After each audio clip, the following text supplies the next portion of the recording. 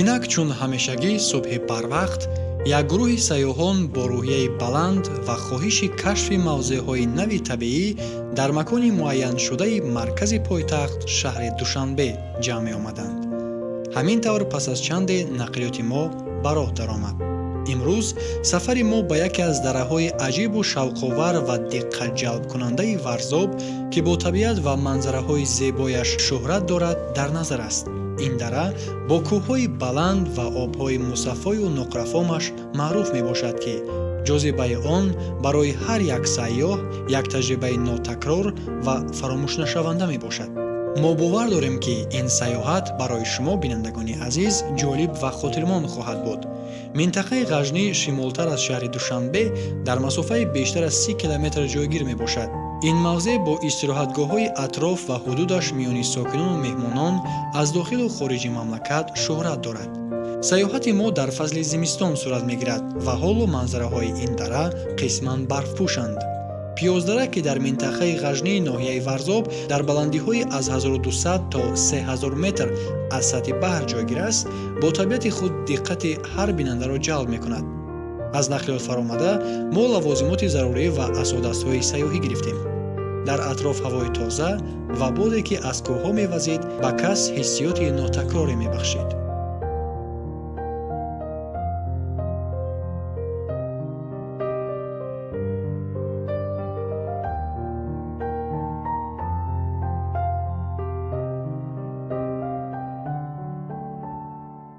роҳбалади хатсайр Баҳодур чун ҳамешагӣ ба мо оид ба чӣ гуна гузаштани сайёҳат ва қоидаҳои бехатарӣ дастурамали муфассал дода, дар бораи табиату таърихи ин минтақа маълумот дод.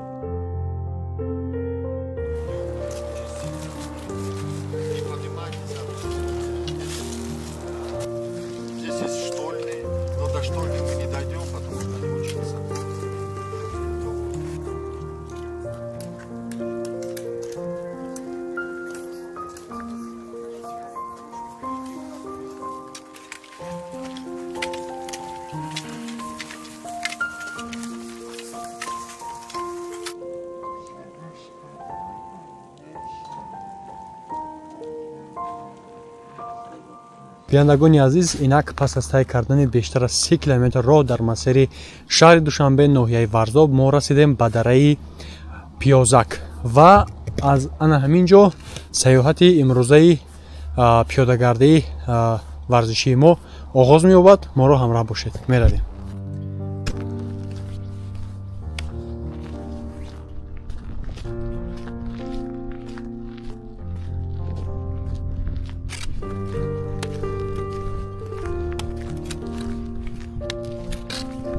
тавре гуфтем, пиёздара дорои истироҳатгоҳҳои зиёдест, ки ҳоло роҳи мо аз назди чанд истироҳатгоҳи минтақа мегузашт. табиати ин ҷо бой буда дарахтони арча, чормағз, хуч, тут ва ғайра хеле зиёд вомехӯранд. ҳар як қадам моро бештару бештар ба дили кӯҳистон ворид менамуд. ин ҷо дар ҳар қадам табиати махсусе пеши чашм намудор мегардад, зеро ҳар гӯшаи пиёздара шукӯҳу ҷалоли худро нишон медод. ҳамин тавр сайёҳати мо бо эҳсоси ҳайрат ва лаззати тамошои табиати кӯҳистон қад-қади дарёчаи пиёздара, ки аз байни кӯҳҳои баланд ҷорӣ мешуд, идома ёфт. аз дуҷониби роҳ кӯҳҳои сар ба фалак кашида намоён буданд, ки дар қуллаҳои барфпӯшашон нурҳои офтоб назаррабо ҷило медоданд. ҳаво чунон софу тоза буд, ки гӯё нафасе гирифтаатон аз дили табиат ба димоғ меомад. сайёҳати имрӯзаи кӯҳии мо дар худ унсури сайёҳати гастрономиро низ дорад ва бинобар ин дар ин қисмати роҳ 2 нафар аз роҳбаладон аз пайроҳаи кӯҳӣ поёнтар фаромаданд, то барои аҳли гурӯҳи сайёҳон то нисфирӯзӣ хӯроки болаззате омода кунанд. чӣ ном доштани хӯрокашон бигзор ҳоло барои мову шумо номаълум бошад. офтоби гарму нарм дар осмони софу нилобӣ партовфишон буд. шоҳҳои он пуркунандаи манзараҳои атроф аст, ки ин ҳамаро ба як табиати афсонавӣ табдил медоданд. ҳар як нафари гурӯҳ ин табиати нотакрорро эҳсос мекард ва бо ҳар қадам худро бештар ба он ҳамоҳанг медид.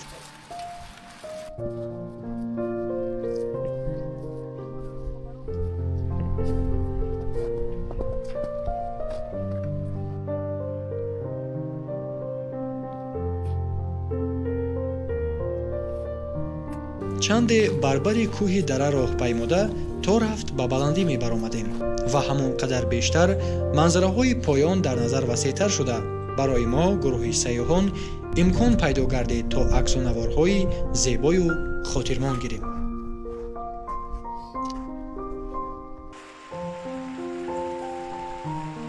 воқеан ҳам дар олами кӯҳии пиёздара зебоиҳои нотакрор мисли нақше аз рӯёҳо зуҳур мекунанд.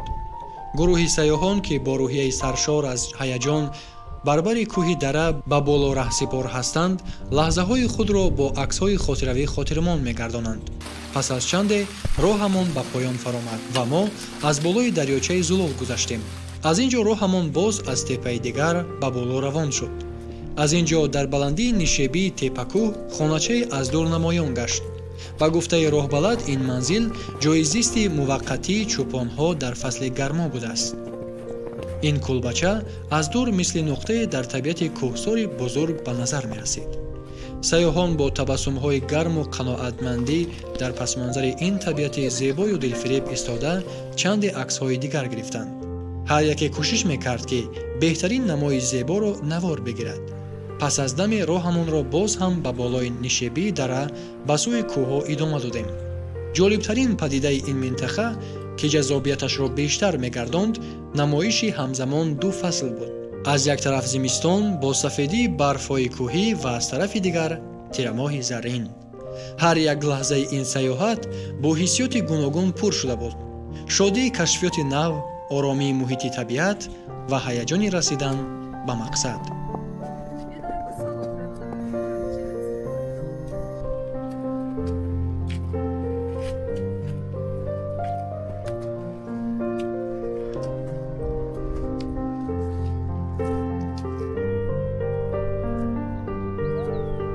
сайёҳон бо шавқ роҳро идома медоданд ва дидани манзараи кулбаи чӯпонҳо моро барои идомаи роҳ илҳом мебахшид.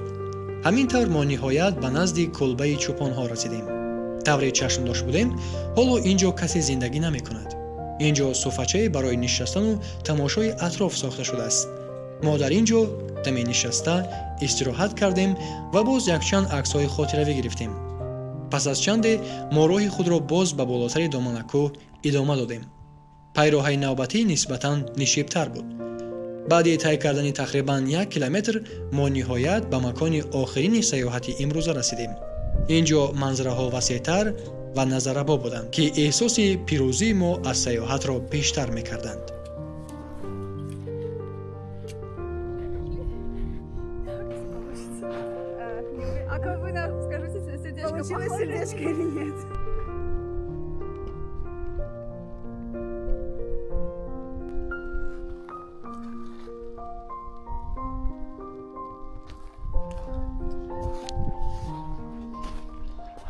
бинандагони азиз, ҳоло мо дар баландии наздики 2000 метр аз сатҳи баҳр қарор дорем ва аз нуқтаи оғози хатсайри пиёдагардии варзишиамон то ба ин ҷо мо қариб 3 километр роҳро тай кардем, ба боло баромадем ва бубинед ки аз ин ҷо чӣ гуна манзараҳои хеле зебо ба кӯҳҳо кушода мешавад. аз сабабе ки дар ин ҷо даҳмардаҳо ва умуман мардуми деҳот чорвои худро ба ин ҷо барои чарондан меоранд, ин ҷоро ҳамчунин айлоқҳо низ меноманд. бубинед ки як ҷозибияти ин дара дар он аст ки дар тарафе ягон барф нест, фасли гӯё тирамоҳ бошад ва аз тарафи дигар бошад барфпӯш, фасли зимистон аст. дар як дидан аллакай шумо метавонед ки ду фасли солро мушоҳида кунед.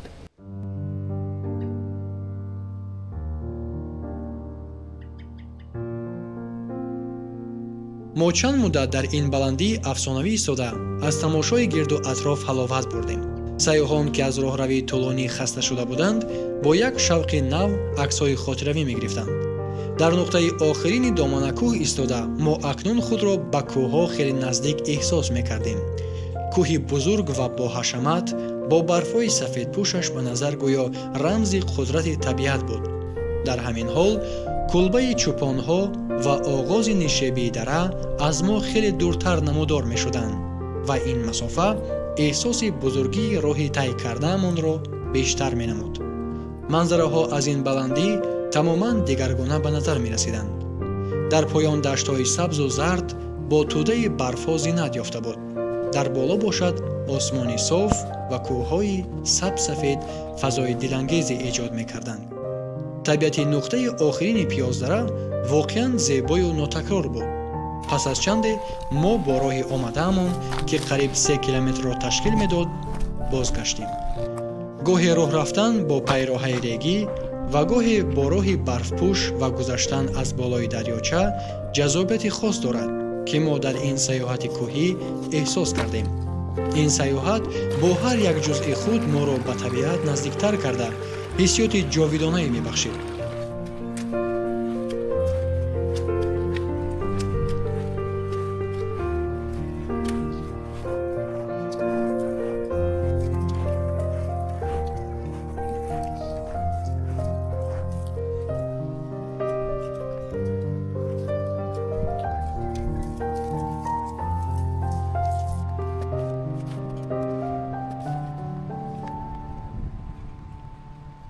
همین طور ما به نزد خیمه زده راه بلدان رسیدیم.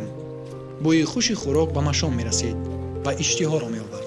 همراهانمان که خیلی مانده شده بودند اینجا بالای کرسی ها و کریمت ها نشسته کشیدن خوراک را انتظار بودند. پس از چند خوراک را هم کشیدند. خوردن خوراک محلی نان کباب برای بسیاری از سیاحان مراتبه اول بود.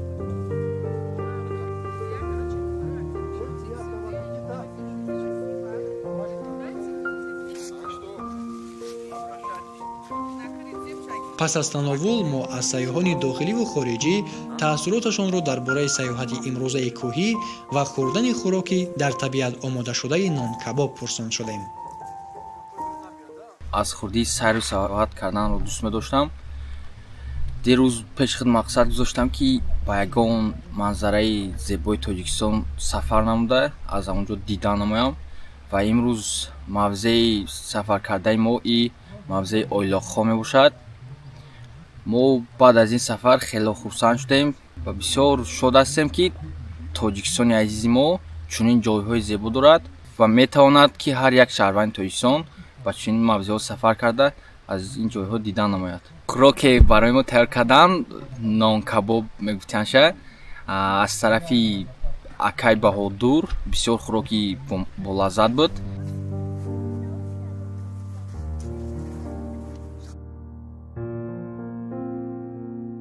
نویلا خدایوا خردترین همراه ما تأثیراتش را درباره این سیاحت چنین بیان کرد. ما امروز به پیازدره آمدیم. در اینجا در طبیعت خوراک پختن و خوردن خوراک به من پسند است. منظره های این دره خیلی زیباست. آب دریاچه‌اش خیلی خنک و صاف است. اینجا برف خیلی زیاد است. تماشای کوه‌ها و سنگ‌های بزرگ اینجا به من بسیار خوش آمد.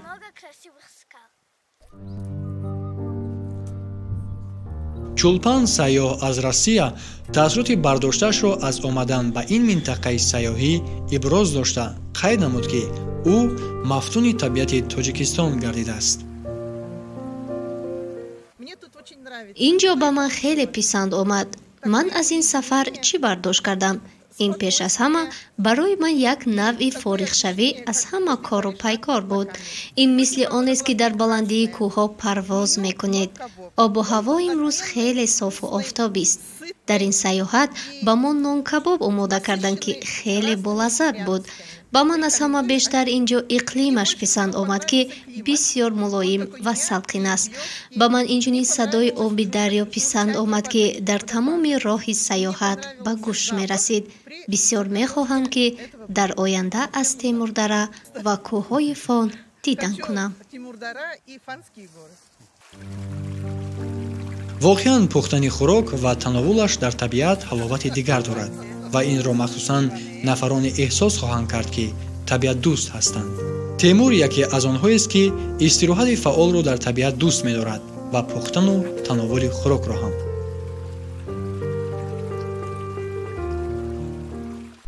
имрӯз мо дар як ҷои аҷоиби тоҷикистон ба номи ғажнӣ дар дараи варзоб бо нафарҳои зиёди сайёҳоне ки табиатро дӯст медорад як таоми тоҷикие ки аз давраи қадим омадааст, номаш нон кабоб, бисёр ҳам болаззат, бисёр ҳам бороҳат. мо табиати зебову бузург дорем. марҳамат ба тоҷикистони мо. роҳбалади сайёҳати имрӯзаи кӯҳӣ Баҳодур таъкид дошт ки роҳандозии сайёҳатҳои кӯҳӣ бо фарогирии унсурҳои гастрономӣ миёни сайёҳони дохиливу хориҷӣ талаботи зиёд дорад ва бинобар ин талош доранд сайёҳонро дар баробари бурдан ба минтақаҳои гуногуни тамошобоби Тоҷикистон инчунин бо расму анъанаҳои мардумӣ ва меҳмоннавозии тоҷикона ошно намоянд. мо имрӯз ҳамроҳи гурӯҳи амиртур дар дараи пиёздараи қишлоқи ғажне ҳозир ҳастем. 35 километр аст.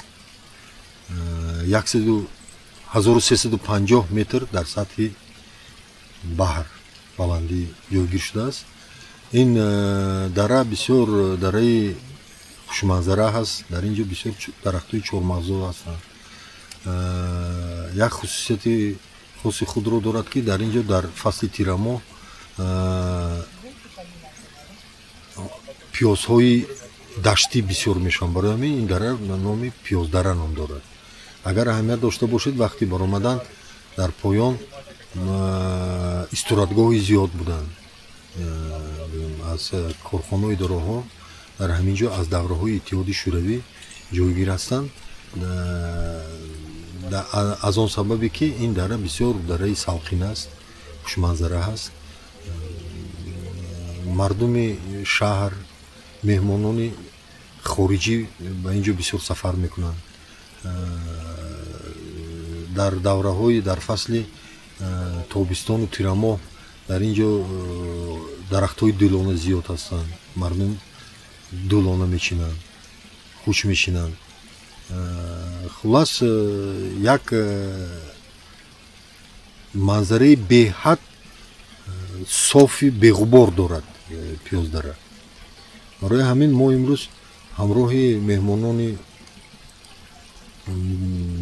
берун аз кишвар, мардуми шаҳр ҳозир шудем ва ҳама маъқул шуд. ҳам имрӯз як таоми миллиам пухтем бо номи нон кабоб ки ба мардум хуш омад. мақсад дорем ки оянда ба дигар дараҳои худи минтақаи варзобу қаратоғ сафар кунем. ҳоло дар нақша ҳаст сафар ба истироҳатгоҳи Чайка, сафар ба Хоҷаобигарм, пиряхҳои тарафи Хоҷаобигарм.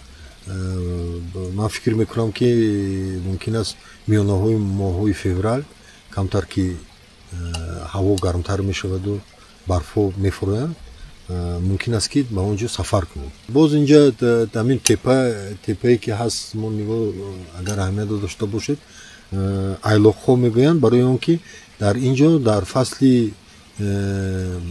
баҳору тобистон рамаҳои гӯспанду бузҳо дар ҳамин ҷо ҷойгир мешаванд. инҷа бисёр алафҳои зиёд ҳастанд.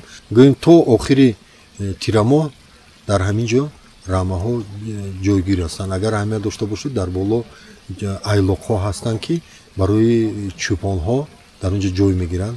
аз рӯи душвории худи трека гирем, агар пастар аз миёна аст, як 3 бал зиёд дода намешавад. тақрибан тӯли худи тури сафари мо мумкин як 2.5-3 соатро дар бар гирад. ҷамъ ба ин ки мо истироҳат мекунем, чой меҷӯшонем, чой менӯшем, қаҳва менӯшем.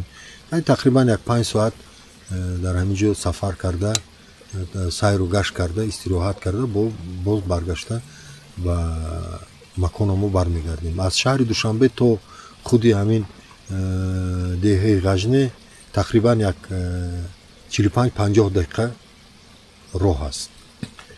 худи роҳи пиёдагард такрорам шавад агар 1.5-2 соат вақтро дар бар мегирад.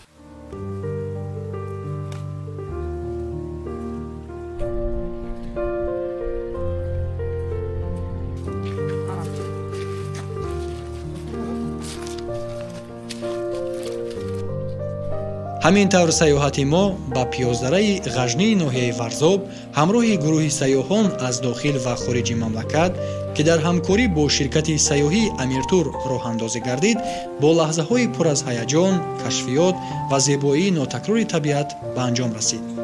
пас аз лаззат бурдан аз манзараҳои аҷоиб ва гузарондани як рӯзи хотирмон, мо гурӯҳи сайёҳон бо эҳсоси қаноатмандӣ баргаштем.